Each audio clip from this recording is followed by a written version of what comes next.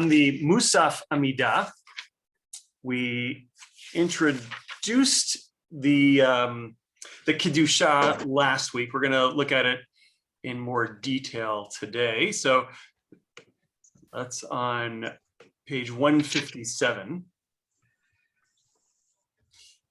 We're in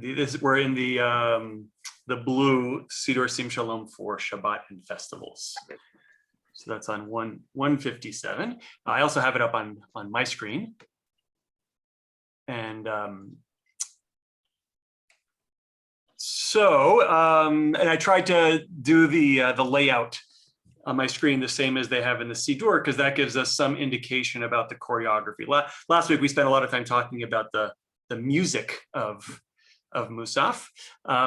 So with the choreography, we have a few things going on. So one, if you remember back to the Kedushaat during Shacharit, there's a conversation that's taking place between the Shaliach Tzibur and the congregation, where the Shaliach Tzibur is kind of setting a scene, setting a picture of the angels proclaiming God's holiness, and then the congregation kind of stepping in and playing the role of the angels. And so we're reenacting this scene in the divine throne room. So we have a variation of that Kedusha. The same core elements are there, but all of the introductory lines are different, special for Shabbat. And this is also the one that's used for Yom Tov as well. But we're going to see some additional patterns that are taking place as well. So, all right, so let's just take a brief look at it, and then we're going to look at it in more detail.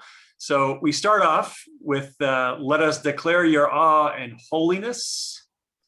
And then that serves as the introduction to Kadosh, Kadosh, Kadosh, right? The threefold proclamation of holiness. That's right here. So the whole congregation is reciting that. And then the next step, Kavodo Malei Olam, his glory fills the whole earth. And then that leads into the second proclamation of holiness, Baruch Kavod Adonai Mimkomo. So blessed is the glory of the Lord from his place.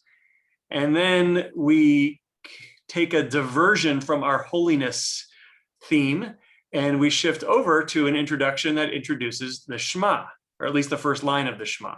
Shema Yisrael, Hashem Elokeinu, Hashem Echad. All right. And while we're on that topic, let's have another line for the congregation to recite. Ani Hashem Elokeichem, right? I am the Lord your God. And then we return back to our language of the Kedusha, Yimloch Hashem Leolam, right? And this, so the three components we had from Shacharit were the Kadosh, Kadosh, Kadosh, the Baruch Kevod, and the Yimloch lines, right? And then the conclusion to the Kedusha is Lador Vador, exactly the same as what we saw in Shacharit. Ending with the bracha, the chatima, kind of the sealing blessing for the Kedusha.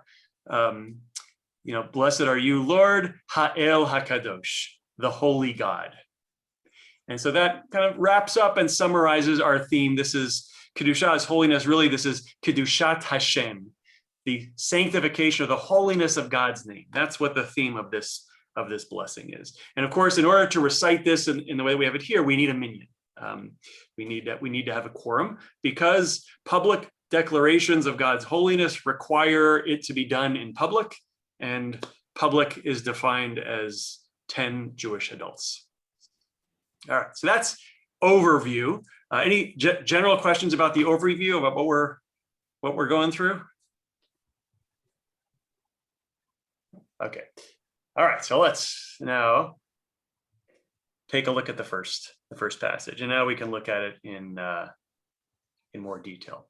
So we start with Na'aritzcha v'na'agdishcha. So let us declare your awe and holiness, as in the conversations of the inner council of holy Seraphim, who declare your name holy with holy, as written by your prophet. They call out one to another, holy, holy, holy is the Lord of hosts. The fullness of the whole earth is his glory. All right, so it's a little bit awkward in the English, maybe more than a little bit awkward. Let's see if we can figure out what's going on here. We start, na'aritzcha v'nakdishcha. These are two verbs, right? And we translate here as, let us declare your awe and holiness. Really, it's let us declare your awe and let us declare your holiness, right? For both of those words. And now this kisod siach sarfei kodesh. Ki means like. So here we translate it as in, right? So we're replicating what the angels are doing. So that's what that ka is introducing. Now, sod siach, kind of have almost an alliteration there. Sod means secret, and siach means conversation. And sarfei kodesh are seraphim, right? The seraphim, which are this kind of cadre of angels, and kodesh are holy, right? So that's where we have holy seraphim. So what we have some sort of secret congregation, secret conversation by holy seraphim. That's what's taking place. But this is a picture of God's throne room, right? So you can imagine that, who has this is having secret congregations. This is God's inner council, right? These are the ministering angels who are with God in the holiest places. And so that's why the translation that I borrowed this from describes it as the inner council of holy seraphim, trying to capture the sense of the king with his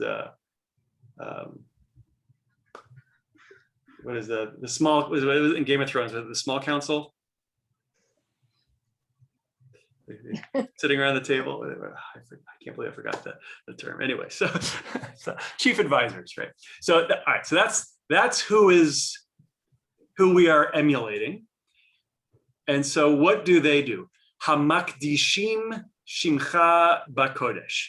Makdishim, this is they declare holy, right? This is actually the same verb in the same form as nakdishcha. Nakdishcha is we will declare you holy. Hamakdishim is they declare you holy when we're referring to the seraphim, right? So hamakdishim shimcha, they declare holy your name bakodesh. And here, literally with kodesh, with the word kodesh. So they're using the word kodesh to declare the Kedushaat of the divine name, right? So this is, maybe this might even be awkward in the Hebrew, right? But we're really trying to emphasize this word kadosh as being very, very important here. And now we're ready for a quote to, so where we have in the Bible, this inner council actually doing exactly what the beginning of this sentence has described. Kakatuv al-yad neviecha, as it is written by the hand of your prophet. Quote, V'karazeh el zeh v'amar, he called this one to this one and said, holy, holy, holy, Lord of hosts. And then melochol haaretz kavodo. Literally, this would be the fullness of the whole earth is his glory, or probably more commonly translated, his glory fills the whole earth, or the whole earth is filled with his glory. Something to that effect. All right, so that's our first section of the Kedushaat.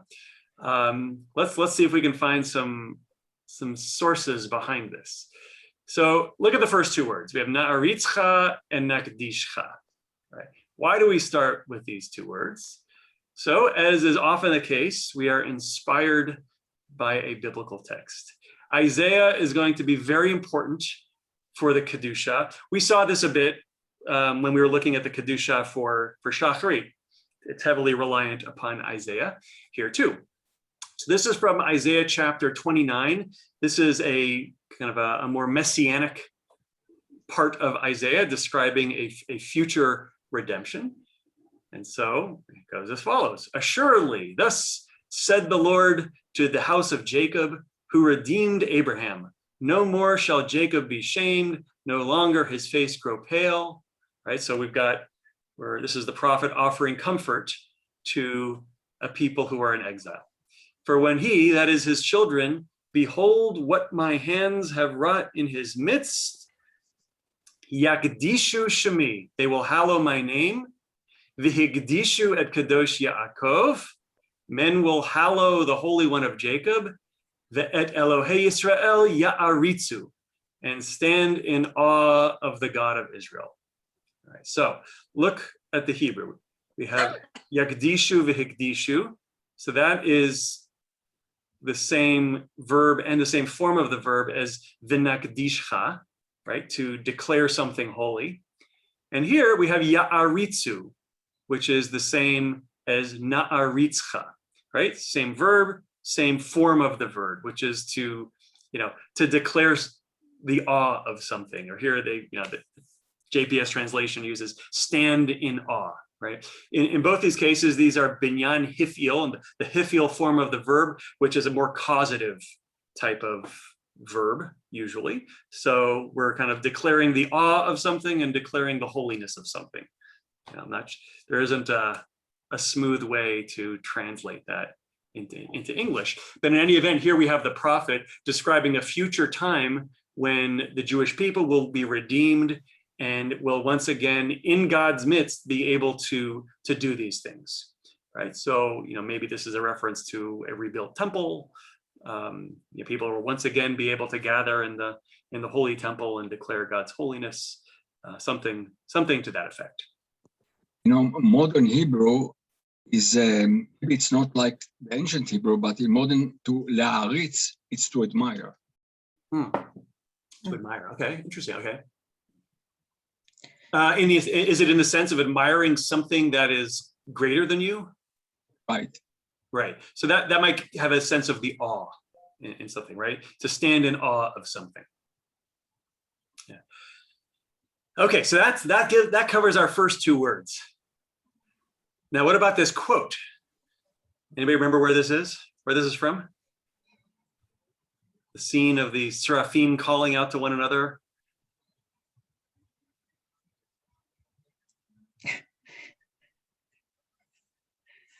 Does that ring a bell? All right. Also Isaiah. Right. This is part of Isaiah's inaugural vision.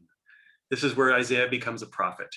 So he's in the temple and he has this vision of the holy throne room while he's in the temple, and he sees these seraphim, lined up next to each other. And this is exactly what they say: "V'karazeh el zeh v'amar kadosh kadosh kadosh," etc. Right. So this, what the Kedushaat has done here is directly quoted the prophet Isaiah.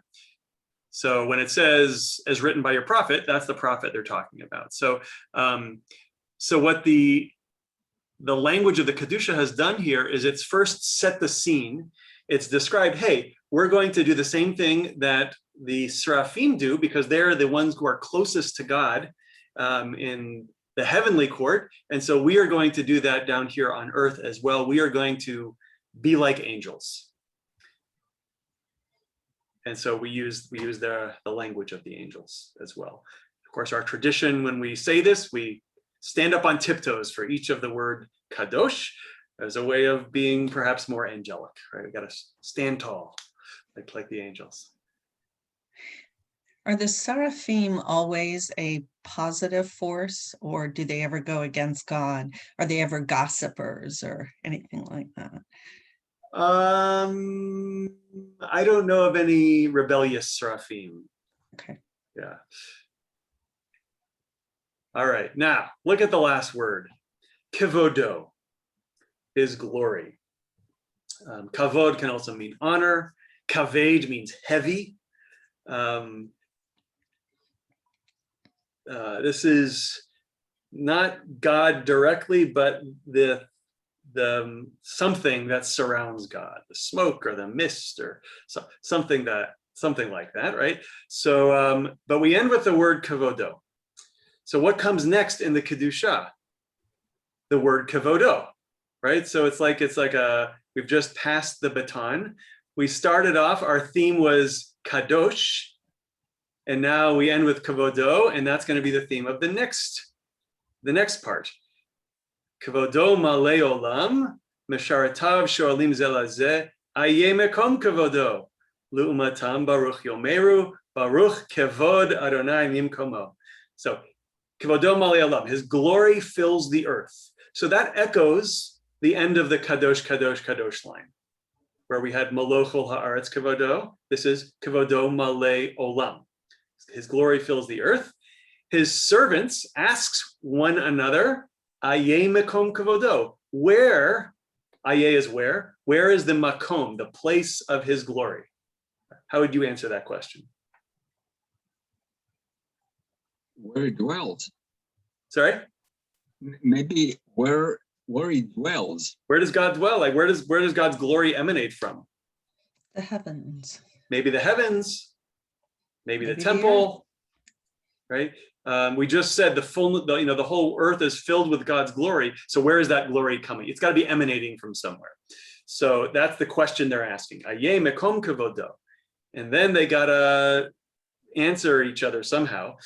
Leumatam, from across the way, really, leumat is facing someone, like in front of someone. So we have this scene of angels who are maybe facing each other. The seraphim seem to be next to each other because they're calling one to the other. So like, they're turning right to left. Here, then we seem to have another group that is facing, they're opposite, right? So what do they say? Baruch kavod Adonai mimakomo. Blessed is kavod Adonai, the kavod of the Lord, the glory of the Lord, mimakomo, from his place. So I'm not sure that they've answered the question. His place. It doesn't look like that's the Doesn't look like question. they've answered the question, right? It comes from where it comes from. It comes from where it comes from, right? I Okay, thought so God here- emanates from everywhere, every From everywhere. direction, up, down, east, west. So I mean, there's this I don't know if tension's the right word, but is God located in one place? On the one hand, we that God is everywhere, God is all-knowing, God isn't limited to a specific place. All places are filled with the presence of the Lord, but God is also in heavens, right? There's a heavenly throne room, or there's the temple in the Holy of Holies where God's presence comes to dwell. So which is it? Can God be located or concentrated in a single place, or is God everywhere? So we've got this tension, and Isaiah's vision expresses that, right? He has this vision in the temple, in the throne. He has this vision of the heavenly throne room, and yet what are the angels saying is that God's glory fills the whole earth. So I'm not sure we have a clear answer for that. I think maybe it's an intentional paradox. All right, so where does this line, blessed is the kavod of the Lord, mim mekomo, from his place. So Psalm 72, verse 19, uvaruch shem kavodo leolam, v'malech vodo et kol haaretz, amen ve'amen. So blessed is his glorious name, leolam. Here we translate forever. V'malech vodo, his glory fills et kol haaretz, the whole world. Amen and amen. Right, I'm going to say it twice. So this is typical parallel, poetic parallelism, and we see all over Psalms. And the two parts are blessed is glorious name forever. And if le'olam is time, means eternity, that is balanced with his glory fills the whole world. Now we're talking about space. So the two halves of this verse are expressing the universality of God in both time and space. And the interchange of holy and whole, how those two words come together all the time, that he fills the whole world and he's holy. Holy, that works in English. Yeah. So that's just a play on Yeah. on Nice. words there. Well, not really a play on words, but Okay. And of course, just as we saw for the Kadosh line, the ending word, kavodo, led us to the next theme. So that's what we're going to see again. So our last word is mim mikomo, from his place. Now look at the next word in the Kedushaat, mim mikomo. We're just repeating it. It's like tag, right? It's It's a relay race. All right. Mimakomo hu yifen barachamim. From his place, may he turn in mercy. V'yachon am hamyachadim shemo erev avoker b'chol yom tamid. Yachon is to be gracious, like chen is grace, right? Be gracious to the people that proclaim his name one. Hamiyachadim shemo. So miyachadim, think of the word echad, one, or yacha, which is together. So miyachadim is to make a verb out of that, to declare one, right? So they're proclaiming his name one, erev avoker, evening and morning, bechol yom, every day, tamid, forever, right? Pa'amayim be'ahava, shema omri. Twice, pa'amayim is twice, be'ahava, in love, shema. Here we're talking about, not the meaning of shema is here, but shema as in the prayer, the shema omrim. They say the shema twice daily, right? And then, so what do? We got to say the shema. Shema Yisrael, Hashem Elokeinu, Hashem Echad. All right, so what have we just said here?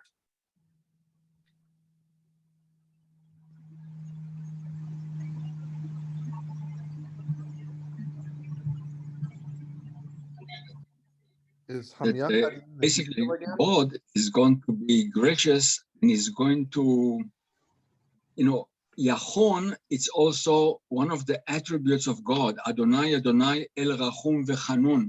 Chanun, yeah. V'Yachon.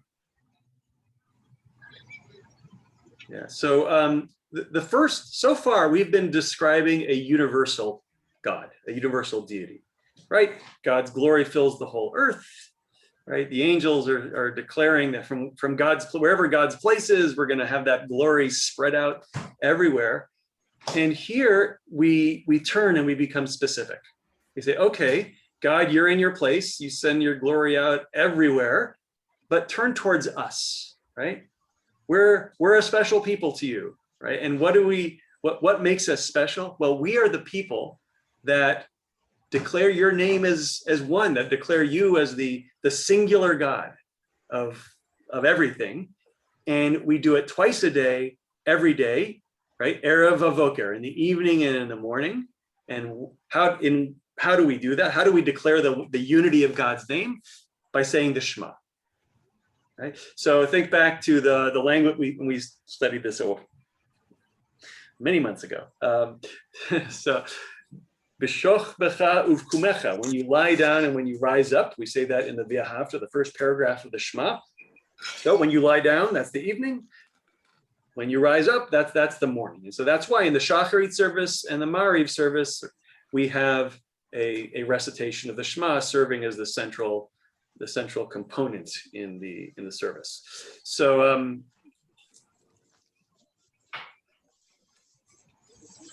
all right, so why are we saying this here? Right, we've just got done saying that we say the Shema twice a day. How many times do we actually say the Shema in our liturgy? Let's say Many times. How many times? See if we can remember. Just 3 times? 3 times. Yeah, 3, right? 5. 5? So if you have to think way back to the very beginning. In Birchot HaShachar, the morning blessings, we had a short little Shema on let's see, for us, it's the second page of our davening. So you got to get there at 9 a.m., right? On the second page, we have a little Shema. And then we had in the Torah service, remember we took the Torah out of the ark, and we have this call and response between the leader saying Shema Yisrael, and then Echad Elokeinu, and then Gadlu, right? So we do this when we take the Torah out of the ark. That's the second time. And now here in the Musaf Amidah, we have the third time that we're saying Shema, and that's in addition to the full Shema and in Shacharit and in Arvit. So that's a lot of Shmas, right? Technically, we're not. Actually, we need to go to the next page. Technically, we are not saying the Shema. We're saying we're more in the third person. We're the people who says the Shema, right? So here maybe what we're doing is we're describing the twice daily recitation of the Shema. And that also, I think, is what's going on in the first little Shema snippet that we do in Birchot HaShachar. And then the Torah service, I think maybe it's just part of the grandiosity of the service, and we throw in this line because if there's one kind of core prayer that is, let's say, a central prayer, for Jews, a statement of belief and commitment to God, it's the Shema. So this is an iconic prayer for us. Joan, is that a raised hand? Yeah. I just wanted to ask, is this Shema like a shibboleth of some kind? Like a lot of times, if you want to prove you're a Jew, or they might ask that line. Is that? Yeah. If you go through security on, at the airport in Israel, if they want to find out, they might ask you to say the Shema. Oh You my might God. know it. I mean, you might have to know it. Yeah. Like your Hebrew name. Yeah. I Well, mean, I don't know. yeah. This is the prayer, right? It's just one prayer. This is it. Now, there's I guess the question is, why is this here? Why do we put this in the middle of the Amidah? There was a widely shared story going back to Gaonic times that suggested that under a certain Babylonian king, let me see if I can even pronounce his name.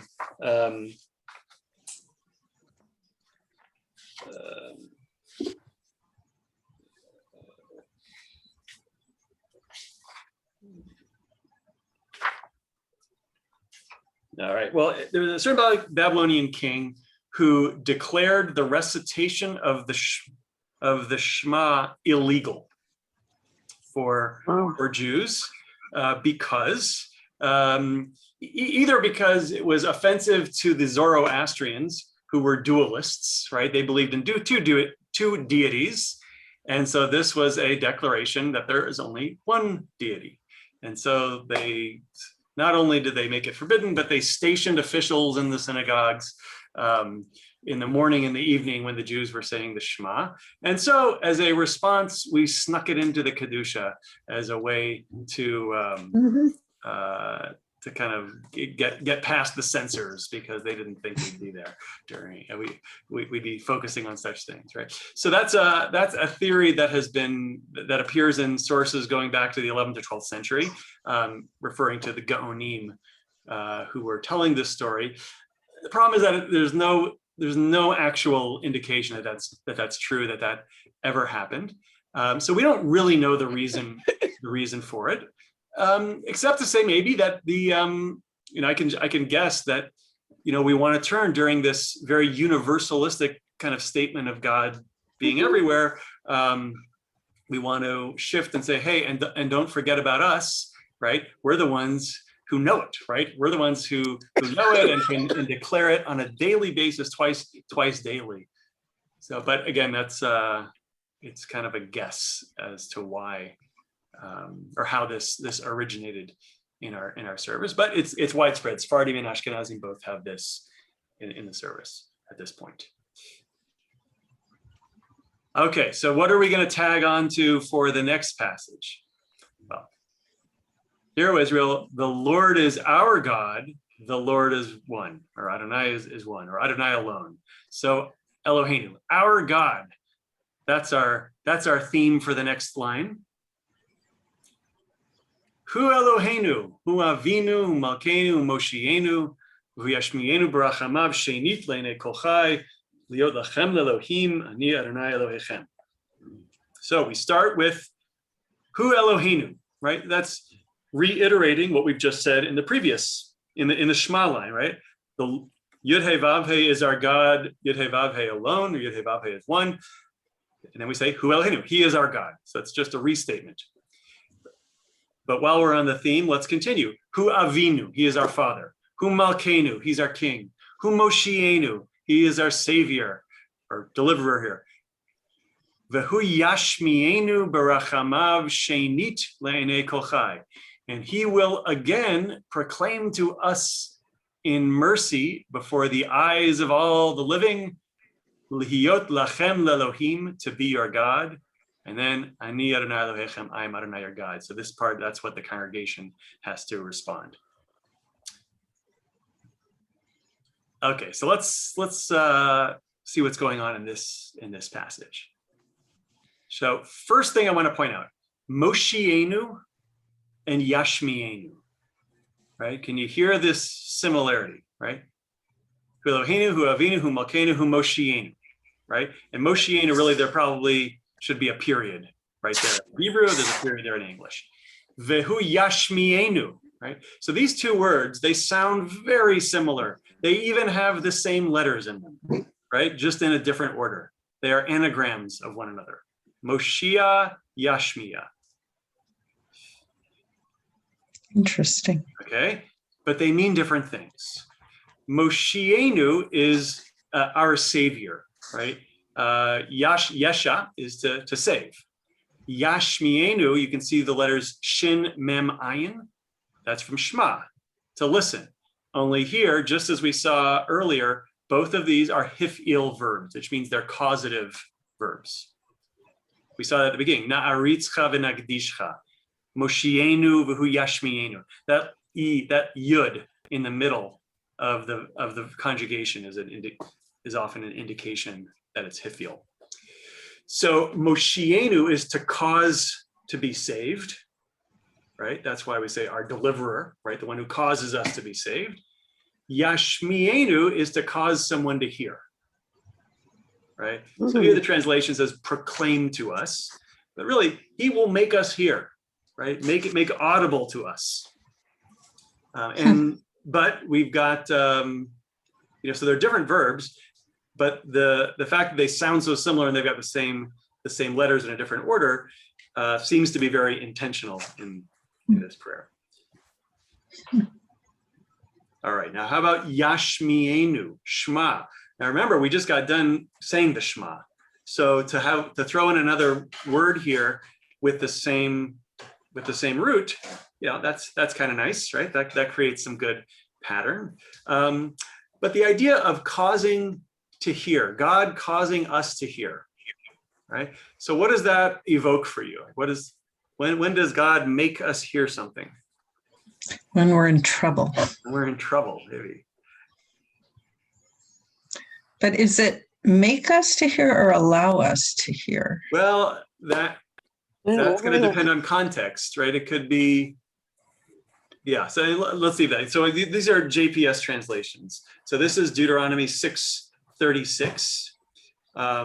Min hashamayim hishmiyacha, right? From the heavens, and here they translate it, Sherry, as you suggested, allow. He let you hear his voice to discipline you. On earth, he let you see his great fire, and from amidst that fire, you heard his words. We know what we're describing here? Shema? The burning bush. Yeah. This is Moses speaking to the Israelites.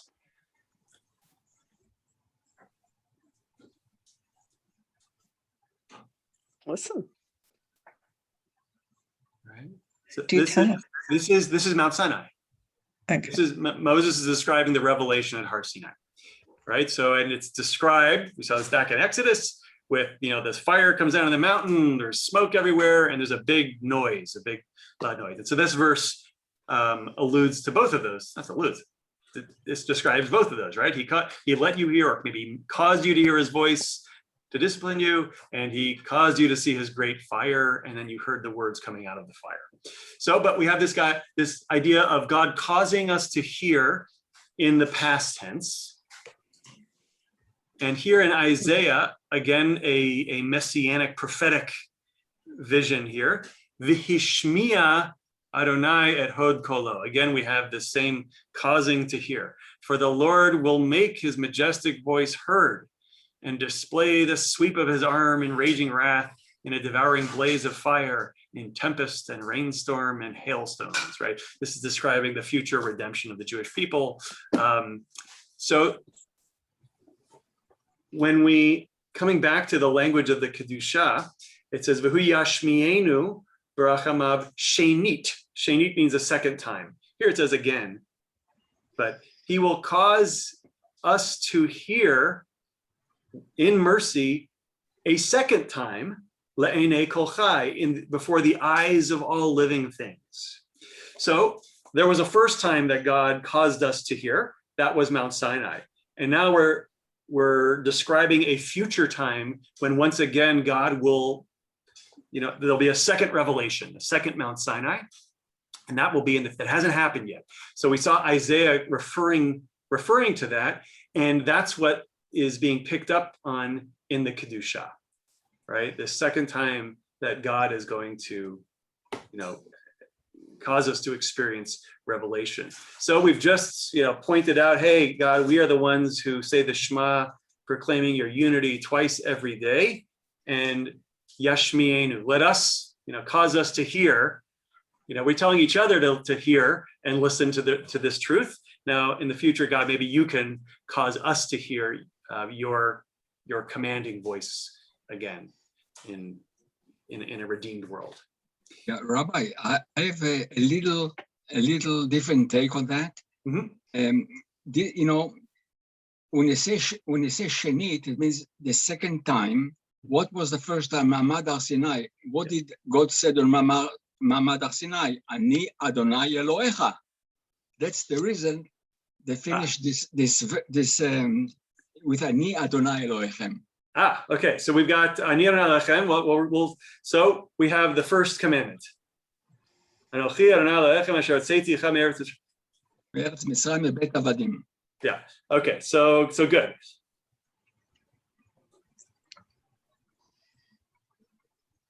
All right, but let's back up for a second. Lihiyot lachem lelohim. This is kind of strange. So God will make heard in mercy a second time before the eyes of all living things. Lihiyot lachem lelohim, to be your God. Seems kind of a strange thing to be saying. Does that sound familiar? Lihiyot lachem lelohim.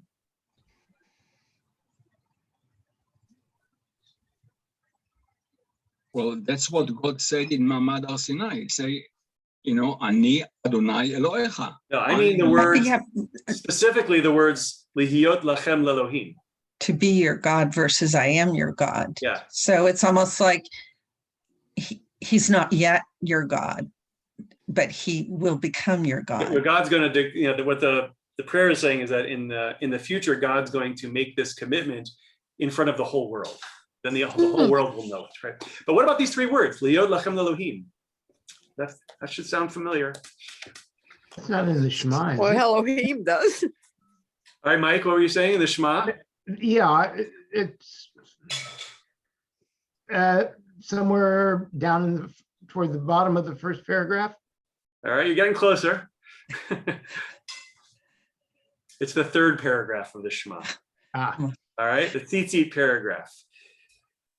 So I'm not going to read the whole thing. We already studied this, but look at the very end, right? Ani Adonai Elohechem.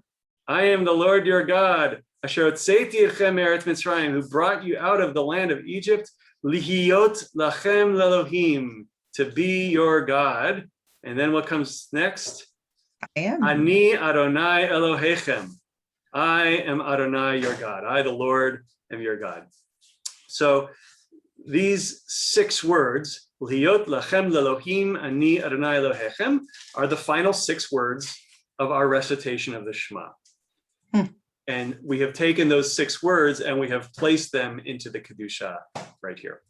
Only we've broken them up, right? So what the Kedusha has done is it said, God is going to say Lihiyot lachem lelohim to us before the entire world, and we respond Ani Adonai Elohechem, right? And this actually kind of brings to a nice conclusion the Shema that we've just recited, right? We said, hey, we're the people who does this twice a day. And to demonstrate that, we're going to say the first 6 words and the last 6 words of the Shema. But this, as Shlomo, as you pointed out, Ani Adonai Elohechem, this is not an uncommon phrase. This appears many, many times in the Tanakh. Here is one example. We read this in Shul just a couple weeks ago. Daber el kol adat b'nei Yisrael v'marta alehem kedoshim tiyu ki kadosh ani Adonai Elohechem. Right. So this is in the holiness Parshat Kedoshim. Right. Speak to the whole Israelite community and say to them, "You shall be holy, for I, the Lord your God, am holy." Right. And this, this is the beginning of that chapter, but this phrase Ani Adonai Elohechem appears repeatedly at the end of lots of the instructions about how to be holy. God saying, "You shall do this because I, the Lord your God, am holy." So it appears all over the place. And another example appearing in Ezekiel. It's not the only example, but here's one. V'yad'u ki ani Adonai Eloheihem. They shall know. Now Ezekiel's talking now about the other nations. They shall know that I, the Lord, am their God, when, having exiled them among the nations, I gather them back into their land and leave none of them behind. So again, we have a messianic vision, this time from Ezekiel, where again, the special relationship between God and the Jewish people is going to be made evident to all of the nations of the world. And so when we include that in the Kedushaat, I imagine that all of these things are intended in the background. So we have both a kind of a statement that we the Jewish people have taken on this special obligation of acknowledging your oneness, and we're imagining a future world redeemed in which everybody else knows it too. So, Rabbi, yes. Is God present? Like, say we say this right now today. Yeah. Is God present here, or are we just hoping that someday he'll remember us and pay attention? Meanwhile, we're doing what we're supposed to do, but he isn't paying attention to us. That's why the world's so broken. Well, I think that's the big question. Right. I mean, and maybe that's exactly what we're expressing in the Kedushaat, right? We start off, we say, hey, God's glory is everywhere. The whole world is filled with God's glory. Look, we're gonna declare that like the angels who are imminently aware of God's presence and God's holiness. And then we turn with this recognition of an unredeemed world, right? And where the Jewish people are in exile, but we can imagine this future when God's that imminent awareness of God's presence is something that becomes universal, because it's not universal right now. I mean, it's a great question. I mean, maybe the whole idea of taking the 3 steps back at the beginning of the Amidah, we're taking a step out of this world and entering into the divine world is a way of recognizing that we're not in a world in which God is immanent. We're not in God's throne room, so to speak. So we have to take this religious, I don't know, we have to kind of go through this symbolic action to kind of transport ourselves. But I'm with Susan on this too. I feel there's such a big disconnect between saying these prayers over and over and the reality in which we live. And for me personally, it's really hard to connect and find a way to be hopeful through these prayers, knowing what's going on in India right now, or what's going on or I don't know. It's just, for me, it's really hard. And I like the holiness of the prayers. I like the beauty of them. And I want wholeheartedly to believe that God's presence is everywhere and God is ultimately going to redeem this world. But I have a real hard time with it. Do you think that was different for Jews 1,000 years ago? No, I think life was less complicated, and it may have been different insofar as the hope factor, the belief factor was stronger. Mm-hmm. I don't know. No, I think it was exactly the same. I mean, people were worrying about how to feed themselves. People saw war. There were diseases that swept through. There was, even in the temple, look at the priests were corrupt. I mean, there just wasn't a vision of goodness on earth. But So, I feel the opposite. I feel Okay. that this gives us hope. You know, it's like the 12 plagues of Passover. And, you know, you have to keep fighting until you win. Even though God hardened Pharaoh's heart the first 9 times, you keep fighting. And that's what I think is important, that we don't give up.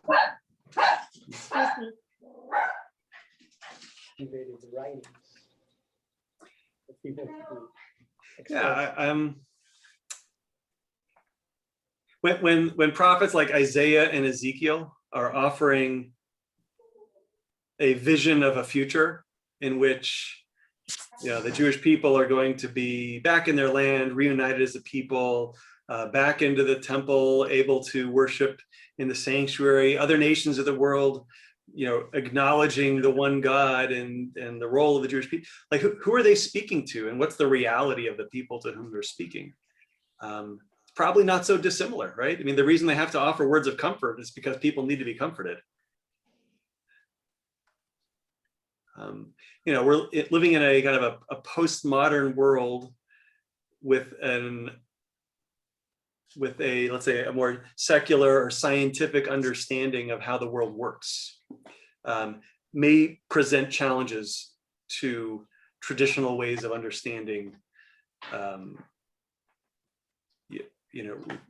core religious things. And that part might very well be different, right? The idea that, you know, so what does it mean to say that God's glory fills the whole earth, right? So there's some sort of holiness, right?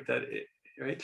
But now, like, we have a sense that actually the world is made up of, you know, atoms, right? And molecules, and that's what in fact fills the whole earth. And so is there something beyond that? You know, so I don't think that most people in ancient times or before modern times would have been able to conceive of an alternative to God's presence filling the whole earth in that way. Also, in ancient times, their reality was limited to what they were experiencing themselves. They weren't aware of what was going on in other parts of the world. So they were suffering a lot. So I think, you know, the belief that they will be redeemed might have been very strong versus maybe how some people feel today. I don't know. I agree. I mean, it's great to believe. Yeah.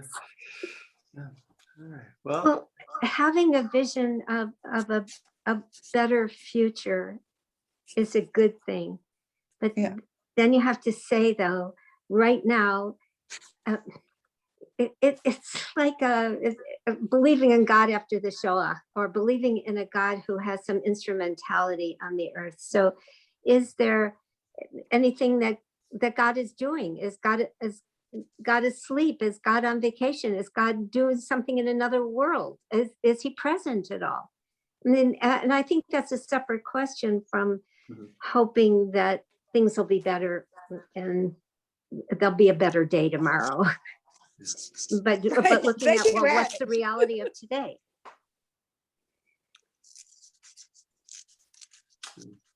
all right. Well,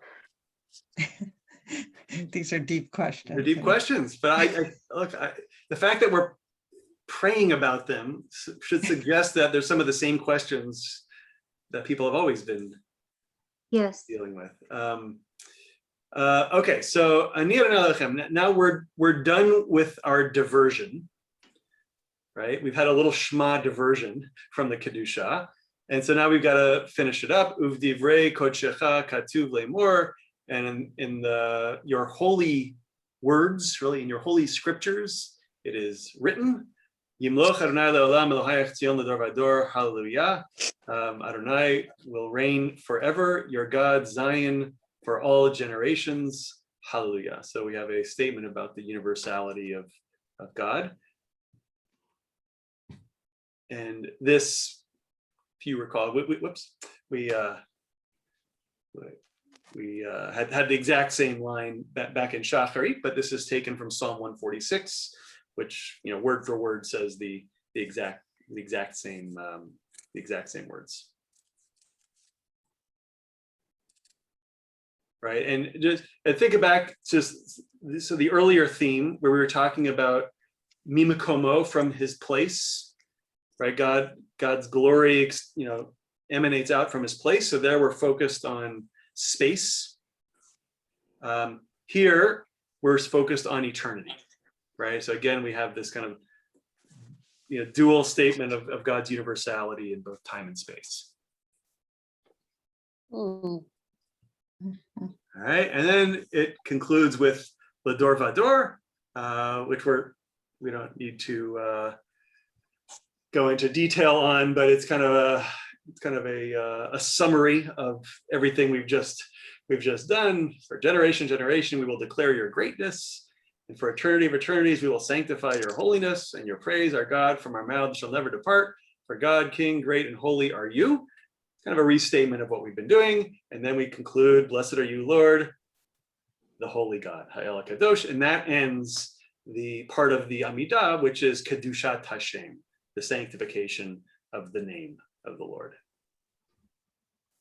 All right, and we got through the Kedushaat. Any other questions or comments on the Kedushaat?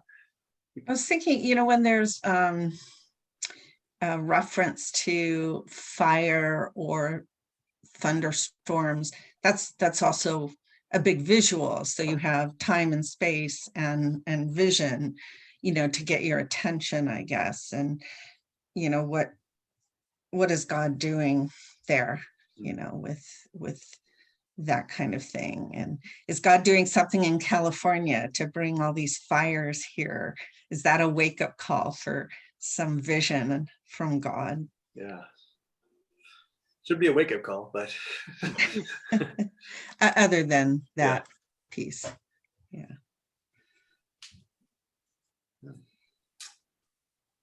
Well, turn the page. We'll get a little intro to the next section. The previous prayer was Kedushaat HaShem. This is Kedushaat Hayom, sanctifying the day, right? Mhm. Kiddush, right? That's what, when we say Kiddush on Friday night, that's Kedushaat Hayom. We're sanctifying the day. What are the last words of Kiddush or Kiddush? Mekadesh HaShabbat, who sanctifies the Sabbath. That's going to be our closing bracha for this section as well. It was the closing bracha of the Shacharit Amidah, Mekadesh HaShabbat. So that's everything should kind of eventually point to that theme. So this is the first paragraph of that. It's on page 158. And this is quite a clever paragraph. Whoops. Tikanta Shabbat, Ratzita Korbanoteha, Tzivita Perusheha, Im Sidurei Nesacheha, Me'anegea La'olam Kavod Yinchalu, To'ameh Chaim Zachu, V'gam Ha'ohavim Dvareha, Gedula Bacharu. Az Misinai Nitztavu Aleha V'titzavenu Adonai Eloheinu La'akriva Korban Musaf Shabbat Karaui. All right, now if you have the Siddur open in front of you, you might notice something about the way that this paragraph is printed. I was not able to do that on my screen. So this is for someone who has it. What do you notice? The reverse acrostic. Oh, you're already jumping to what indicates that in the text? The first letters of the first 20 some odd words are bolded. Correct. All right. Yeah. So we start bolding. Tikanta Taf, Shin, Reish, Kuf, Tzadi, Pei, Ayin, Samech, right? All the way to Aleph, Az. So we've got 22 words in reverse alphabetical order. Now we've seen alphabetical prayers before, taken from the Bible itself, right? Ashrei, alphabetical acrostic. There are no reverse acrostics of the whole Aleph Bet that appear in the Bible. So we're being a little bit creative here. So isn't this a lovely way to start a new section? Yes. Reverse Thank alphabetical acrostic, right? All right, and what do we say? What does it say? You instituted Shabbat, loved its offerings, commanded us regarding its ceremonies and the order of its libations. Those who delight in it will always possess glory. Those who taste it earn life, and those who love its words choose greatness. Then from Sinai they were commanded about it. Adonai our God, you commanded us to offer an additional offering on it as is appropriate. Right now, obviously, the English didn't try to do a reverse acrostic. That may have been awkward, but the translation's good. Like it's a good, pretty literal translation of the Hebrew. So they did a good job of actually saying something coherent, despite being bound by needing to have every word begin with a specific letter. Right. What themes do you note here? Celebration. Yeah, we're super joyous. Where's the wine? Yeah.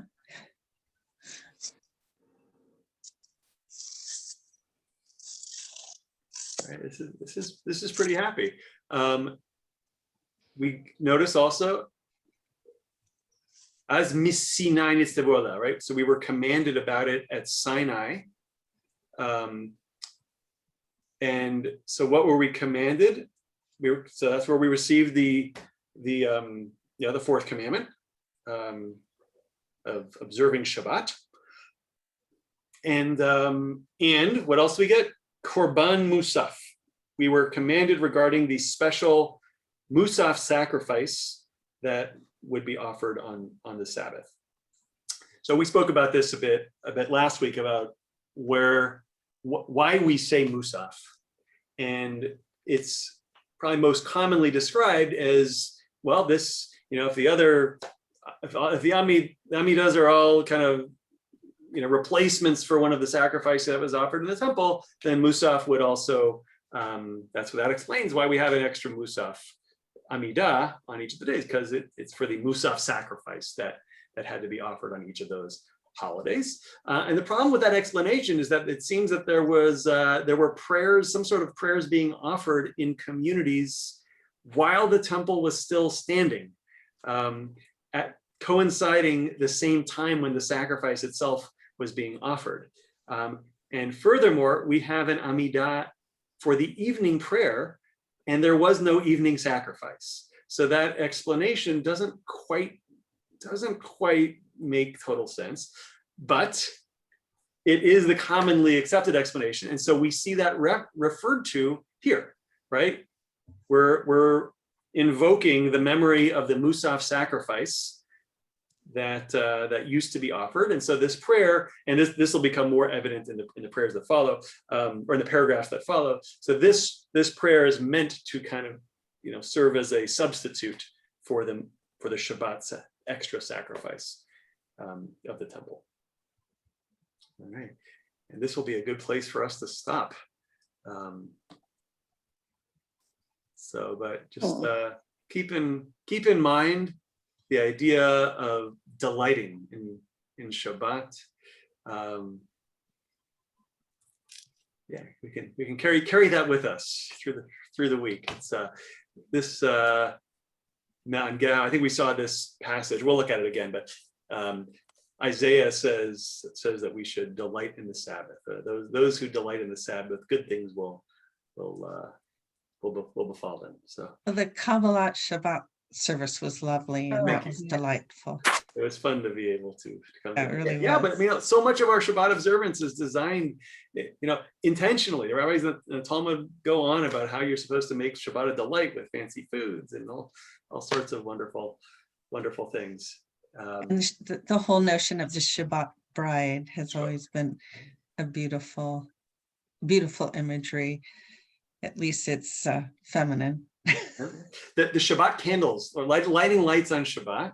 Yes. And we say the bracha, you commanded us regarding the lighting of Shabbat candles, and that is absolutely untrue. Nowhere anywhere in the Bible does it say anything whatsoever about lighting lights on Shabbat. So how can we say this bracha invoking it? And the answer is that Shabbat is supposed to be a delight.